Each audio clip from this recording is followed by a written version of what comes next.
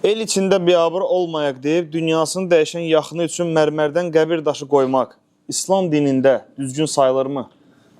Qardaşlar, ümumiyyətlə qəbir məsələsində İslam dinimiz bütün məsələlərdə orta yol olduğu kimi qəbirlərə münasibətdə də orta yol tutub. Yəni, qəbirləri alçaltmaq da olmaz. Məhz buna görə dinimiz qəbirlərin arasında ayaqqabı ilə gəzməyi qadağan edib. Bəyənilmir. Qəbirlərin üstündə oturmaq olmaz. Ayaqla çıxmaq olmaz. Qəbirlərə hansısa bir alçaldıcı bir hərəkət etmək olmaz. Natəmiz bir şey atmaq olmaz və s. Bunlar nədir? Qəbirlərə hörmət. Lakin həddi də aşmağa icazə vermir. Həddi aşmaq olmaz. Həddi aşmaq da nədir?